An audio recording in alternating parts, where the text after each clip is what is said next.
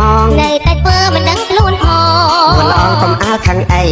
ឬស្រីពាក់អាវតាតែអូនឃើញនោះណាជាកូនរបស់មីងណៃដីគាត់គឺលោកពូនៅជាចៅតាជ័យយាយជាតិ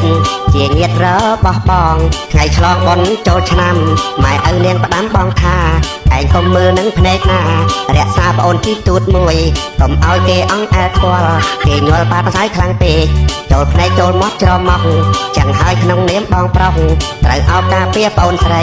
សំដីបងនិយាយមែនចុកណែនទ្រូងណាខ្ញុំកុំទាន់ខាងអីមុំបងកុំអាចប្រកែកឃើញឆ្មានឹងភ្នែកហើ